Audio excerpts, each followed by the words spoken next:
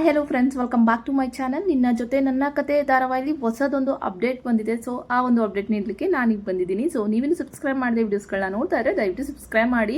ಈಗ ಭೂಮಿನೇ ಮನಸ್ವಿನಿ ಅನ್ನೋ ಒಂದು ಸತ್ಯನ ಬಾಯ್ಬಿಟ್ಟಿದ್ದಾರೆ ಶಾರದಮ್ಮ ಅವರು. ಈ ಕಡೆ ಭೂಮಿನ ಏನೋ ಮನೆ ಬಿಟ್ಟು ಆಚೆ ಹಾಕ್ಬೋದು ಸುಲಭವಾಗಿ ಅಂತ ಅಜಿತ್ ಅನ್ಕೊಂಡ್ರು.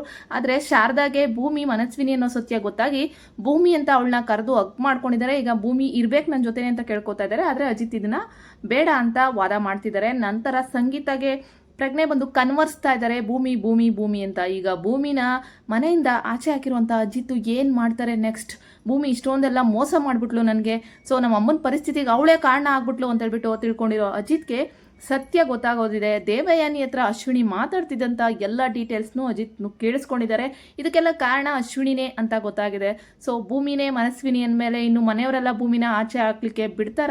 ಈಗ ಅಜಿತ್ ಮಾತ್ರ ಹೋದ್ರೆ, ಅಜಿತ್ ಸಾಹೇಬ್ರು ಕರೆದ್ರೆ ಮಾತ್ರ ನಾನು ಬರ್ತೀನಿ ಅಂತ ಭೂಮಿ ಷರತ್ತು ಹಾಕ್ಕೊಂಡು ಕೂತಿದ್ದಾಳೆ. ಆದರೆ ಸಂಗೀತ ಪ್ರಾಣ ಉಳಿಬೇಕು ಅಂದರೆ ಭೂಮಿ ಬರಲೇಬೇಕು ಅಂತ ಡಾಕ್ಟ್ರು ಅಜಿತ್ಗೆ ನೇರವಾಗಿ ಹೇಳಿದ್ದಾರೆ. ಬನ್ನಿ ಸಂಚಿಕೆ ಏನಾಗುತ್ತೆ ಅಂತ ಪೂರ್ತಿಯಾಗಿ ನೋಡೋಣ. ನಿಮಗೆ ವಿಡಿಯೋಗಳು ಇಷ್ಟ ಆದರೆ ಲೈಕ್ ಮಾಡಿ, ಜೊತೆಗೆ ಸಬ್ಸ್ಕ್ರೈಬ್ ಮಾಡಿ, ಫಾಲೋ ಮಾಡಿ. ಸಂಚಿಕೆ ಆರಂಭದಲ್ಲಿ ಈ ಕಡೆ ಭೂಮಿನ ಶಾರದಮ್ಮ ಅವರು ಭೂಮಿ ಅಂತ ಹೇಳ್ಬಿಟ್ಟು ಜೋರಾಗಿ ಕರೆದು ಹಗ್ ಮಾಡ್ಕೋತಾರೆ. ಇನ್ನು ಭೂಮಿ ಇಲ್ಲೇ ಇರಬೇಕು ಅಂತ ಹೇಳ್ತಾರೆ. ಅಷ್ಟು ದಿನದಿಂದ ಏನೂ ಮಾತಾಡ್ದಿಂದಂಥ ಶಾರದಾ ಇವತ್ತು ಭೂಮಿನ ಕಂಡುಹಿಡಿತಾ ಇದ್ದಾಳೆ. ಅಂದರೆ ಭೂಮಿ ಇರೋದ್ರಿಂದ ನಮ್ಮ ಶಾರದಾಗೆ ಆದಷ್ಟು ಬೇಗ ನೆನಪು ಬರುತ್ತೆ ಅಂದ್ಬಿಟ್ಟು ಶ್ರವಣ್ ಹೇಳ್ತಾರೆ. ಆದರೆ ಅಜಿತ್ ಇದಕ್ಕೆ ಅವಕಾಶ ಮಾಡ್ಕೊಡಲ್ಲ. ಯಾಕೆಂದರೆ ಇವಳು ನಮ್ಮ ಮನೆಗೆ ಸೇರಿದವಳಲ್ಲ ಅತ್ತೆ, ಇವಳನ್ನ ಬಿಟ್ಬಿಡಿ ಅಂತ ಹೇಳ್ಬಿಟ್ಟು ಅಲ್ಲಿಂದ ಕಳಿಸ್ಬಿಡ್ತಾರೆ. ಆದರೆ ಶಾರದಾ ಭೂಮಿ ಕಂದ ಅಂತ ಹೇಳ್ಬಿಟ್ಟು ಪ್ರತಿ ಸಾರಿ ಕನ್ವರ್ಸ್ತಾ ಇರ್ತಾರೆ. ಇವಳು ಏನು ಹೇಳಕ್ ಹೋಗ್ತಾ ಇದ್ದಾಳೆ ಒಂದು ಅರ್ಥ ಆಗ್ತಾ ಇಲ್ವಲ್ಲ. ಇನ್ನು ಶಾರದಾ ಊಟ ಮಾಡಲ್ಲ, ಸರಿಯಾಗಿ ನಿದ್ರೆ ಮಾಡಲ್ಲ.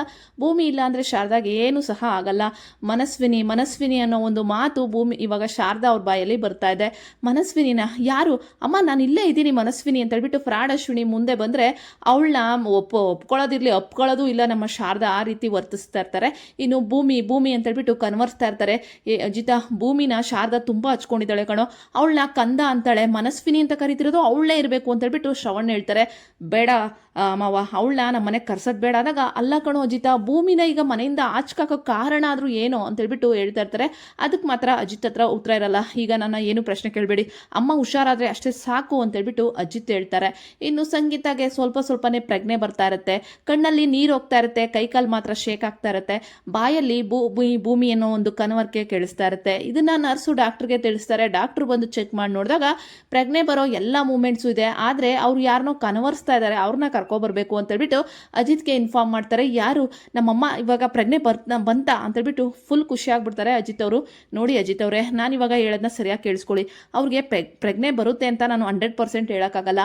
ಆದರೆ ಅವ್ರ ಮನಸ್ಸಲ್ಲಿರೋ ನೋವು ಕರಗಿ ಕಣ್ಣೀರಾಗಿ ಹರಿತಾ ಇದೆ. ಅವ್ರ ಬಾಯಲ್ಲಿ ಭೂಮಿ ಅನ್ನೋ ಒಂದು ಮಾತು ಬರ್ತಾ ಇದೆ. ಅಂದರೆ ಅವ್ರಿಗೆ ಭೂಮಿ ಅನ್ನೋರು ಬಂದರೆ ಆದಷ್ಟು ಬೇಗ ಹುಷಾರಾಗ್ಬೋದು ಅನ್ನೋದು ನಮ್ಮ ಅಭಿಪ್ರಾಯ. ಇಂಥ ಕೇಸಸ್ಗಳಲ್ಲಿ ಇಷ್ಟು ಬೇಗ ರಿಕವರಿ ಆಗ್ತಾ ಇರೋದನ್ನ ನಾನು ಖಂಡಿತವಾಗ್ಲೂ ಎಲ್ಲೂ ನೋಡಿಲ್ಲ. ಆದರೆ ಭೂಮಿ ಅನ್ನೋರು ಯಾರು ಅಂತ ಹೇಳ್ಬಿಟ್ಟು ಡಾಕ್ಟರ್ ಕೇಳ್ತಾರೆ. ಭೂಮಿನ ಅವಳು ಯಾರು ಇಲ್ಲ ಡಾಕ್ಟ್ರೆ, ನಮ್ಮ ಮನೇಲಿ ಒಬ್ಳು ಇದ್ಲು ಅಂದಾಗ ಸಂಗೀತ ಅವ್ರಿಗೆ ಭೂಮಿ ಏನಾಗಬೇಕು ಅಂದಾಗ ಅವಳು ನನ್ನ ಹೆಂಡತಿ ಅಂತ ಹೇಳ್ಬಿಟ್ಟು ಅಜಿತ್ ಹೇಳ್ತಾರೆ. ಈ ಕಡೆ ಏನು ಹೇಳೋಕ್ಕಾಗಲ್ವಲ್ಲ ಡಾಕ್ಟರ್ ಹತ್ರ. ಸರಿ, ಮೊದಲು ನೀವು ಅವ್ರನ್ನ ಕರೆಸಿದ್ರೆ ಸಂಗೀತ ಅವರು ಆದಷ್ಟು ಬೇಗ ಎಚ್ಚರಿಕೆ ಆಗೋ ಎಲ್ಲ ಒಂದು ಮೂಮೆಂಟ್ಸ್ ಇದೆ ಅಂದ್ಬಿಟ್ಟು ಡಾಕ್ಟರ್ ಹೇಳ್ತಾರೆ. ಅವಳನ್ನ ಕರೆಸ್ಬೇಕಾ, ಈಗ ಏನು ಮಾಡೋದು ಅಂತ ಒಂದು ಗೊತ್ತಾಗ್ತಿರಲ್ಲ. ಶ್ರವಣ್ಣು ಈ ಕಡೆ ಎಲ್ಲರೂ ಸೇರಿ ಹೌದು ಗಣೋ ಅಜಿತ, ಭೂಮಿ ಈಗ ಎಲ್ಲೋಗಿದ್ದಾಳೆ, ಮನೇಲಿದ್ದಾಳ, ಮೊದಲು ಅವಳನ್ನ ಕರೆಸು ಅಂತ ಹೇಳ್ಬಿಟ್ಟು ಹೇಳ್ತಾ ಇರ್ತಾರೆ. ಆದರೆ ಮನೇಲಿ ಇರಲ್ಲ ಭೂಮಿ ಈಗ ಲಕ್ಷ್ಮಕ್ಕವ್ರ ಮನೇಲಿದ್ದಾಳೆ. ಯಾಕೆಂದರೆ ಅಜಿತ್ ಅವಳನ್ನ ಇನ್ಯಾವತ್ತೂ ನನಗೆ ಮುಖ ತೋರಿಸ್ಬೇಡ ಅಂತ ಹೇಳ್ಬಿಟ್ಟು ಬೈತ್ ಕಳಿಸಿರ್ತಾರಲ್ಲ. ಸೊ ಭೂಮಿಗೆ ಅನ್ಬಾರ್ದಲ್ಲ ಅಂದು ಪಾಪ ಅವಳು ಟೀ ಮಾರೋಳು, ಕೊಲೆಗಾತಿ, ನಿಮ್ಮ ಅಪ್ಪ ಮೋಸ್ಕರ ಎಲ್ಲ ಪ್ರತಿಯೊಂದು ಹೊಂದಿರ್ತಾರೆ. ಇವೆಲ್ಲ ಭೂಮಿಗೆ ತುಂಬ ನೋವಾಗಿರ್ತವೆ. ಸೊ ತಪ್ಪೇ ಮಾಡ್ದಿಲ್ದಂಥ ಭೂಮಿಗೆ ಈ ರೀತಿ ಶಿಕ್ಷೆ ಕೊಟ್ಟಿದ್ದು ಅಜಿತ್ ಎಷ್ಟು ನ್ಯಾಯ? ಈಗ ಸಂಗೀತಗೆ ಭೂಮಿ ಅವಶ್ಯಕತೆ ತುಂಬಾ ಇದೆ. ಇನ್ನು ಶಾರದಾ ಒಂದು ಕಡೆ ಊಟ ಬಿಟ್ಟು ಭೂಮಿ ಮನಸ್ವಿನಿ ಅಂತ ಹೇಳ್ಬಿಟ್ಟು ಕನ್ವರ್ಸ್ತಾ ಕೂತಿದ್ದಾರೆ. ಸೊ ಕ್ಲಿಯರ್ ಕಟ್ ಆಗಿ ಭೂಮಿನೇ ಮನಸ್ವಿನಿ ಅಂತ ಏನಾದರೂ ಪಕ್ಕ ಗೊತ್ತಾದ್ರೆ ಶ್ರವಣ್ ಬಿಡ್ತಾರ? ಖಂಡಿತವಾಗ್ಲೂ ಭೂಮಿನ ಬಿಡಲ್ಲ. ಈಗ ಅಜಿತ್ಗೆ ಬೇರೆ ದಾರಿನೇ ಇಲ್ಲ. ಭೂಮಿನ ಹೋಗಿ ಕರ್ಕೊಂಬಂದ್ರೆ ಮಾತ್ರ ಸಂಗೀತ ಪ್ರಾಣ ಬದುಕೋದು. ಸೊ ಹಂಗಾಗಿ ಭೂಮಿನ ಹುಡುಕ್ತಾ ಹೊರಟಂತ ಅಜಿತ್ಗೆ ಎದುರಾಗೋದು ಮಳೆ ಬಿರುಗಾಳಿ. ಸೊ ಭೂಮಿನ ಅಜಿತ್ ಏನಾದರೂ ಮಾಡಿ ಕರ್ಕೊಬರ್ಬೇಕು ಅನ್ನೋ ಒಂದು ಕಾನ್ವರ್ಜೇಷನಲ್ಲಿ ಇರ್ತಾರೆ. ಅಷ್ಟರಲ್ಲಿ ಫ್ರಾಡ್ ಅಶ್ವಿನಿ ಫೋನಲ್ಲಿ ಮಾತಾಡ್ತಿರ್ತಾಳೆ. ಇಲ್ಲಿ ನನ್ನ ಇಷ್ಟ ಪ್ರಕಾರನೇ ಎಲ್ಲವೂ ಸಹ ನಡೀತಾ ಇದೆ. ಸೊ ಆ ಭೂಮಿ ಮತ್ತು ಅಜಿತ್ತು ಕಾಂಟ್ರಾಕ್ಟ್ ಮದುವೆ ಅಂತ ಆ ಸಂಗೀತಂಗೆ ಹೆಂಗೋ ದಾರಿ ಮಾಡಿ ತಿಳಿಸ್ಕೊಟ್ಟೆ. ಇನ್ನು ನಾನೇನು ದೂರ ಮಾಡೋದೇ ಬೇಡ, ಅಜಿತ್ ಆ ಭೂಮಿನೇ ಹೇಳಿದಾಳೆ ಅಂದ್ಬಿಟ್ಟು ಅವನೇ ಮನೆಯಿಂದ ಅವಳನ್ನ ಆಚಕಾಕಿದ್ದಾಳೆ. ಇನ್ನು ಈ ಸಂಗೀತ ಬದುಕುಳಿಯೋದಂತೂ ಕಷ್ಟ ಅಂತೇಳ್ಬಿಟ್ಟು ಫೋನಲ್ಲಿ ಮಾತಾಡ್ತಿರ್ತಾಳೆ.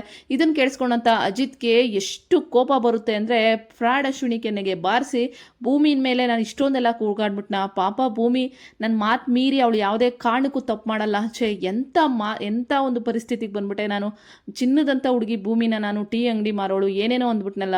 ಈ ನನ್ನ ತಪ್ಪಿಗೆ ದೇವ್ರ ಹತ್ರನೂ ಕ್ಷಮೆ ಇಲ್ಲ ಅಂತ ಅನಿಸುತ್ತೆ. ಇನ್ನು ಭೂಮಿ ನನ್ನ ಕ್ಷಮಿಸ್ತಾಳ ಅಂದಾಗ ಸತ್ಯಣ್ಣ ಬರ್ತಾರೆ. ಅಜಿತ ಏನೋ ಇದೆಲ್ಲ ಅಂದಾಗ ಸತ್ಯಣ್ಣ ನಾನು ಸೋತೋದೆ, ಭೂಮಿ ಪ್ರೀತಿನ ಅರ್ಥ ಮಾಡ್ಕೊಂಡಿಲ್ಲ, ಭೂಮಿನ ಮನೆಯಿಂದ ಆಚೆ ಹಾಕ್ಬಿಟ್ಟೆ ಸತ್ಯಣ್ಣ, ಅಮ್ಮನಿಗೆ ಈ ಸ್ಥಿತಿ ಬರೋದಕ್ಕೆ ಭೂಮಿನೇ ಕಾರಣ ಅನ್ಕೊಂಬಿಟ್ಟೆ ಅಂದಾಗ ಎಂಥ ತಪ್ಪು ಮಾಡ್ಬಿಟ್ಟು ಭೂಮಿ ನಿನ್ನನ್ನು ನಂಬ್ಕೊಂಬಂದಿರೋ ಹುಡುಗಿ ಕಣೋ, ನಿನ್ನ ಮಾತು ಬಿಟ್ಟು ಅವಳು ಬೇರೆ ಏನೂ ಮಾಡಲ್ಲ, ಇದರಲ್ಲಿ ಬೇರೆ ಯಾರ್ದೋ ಕುತಂತ್ರ ಇದೆ ಅಂತ ನಿನ್ಗೆ ಅನಿಸ್ಲಿಲ್ವೇನೋ ಅಂದಾಗ ಭೂಮಿ ತುಂಬ ಸತಿ ಹೇಳಕ್ಕೆ ಬಂದ್ಲು.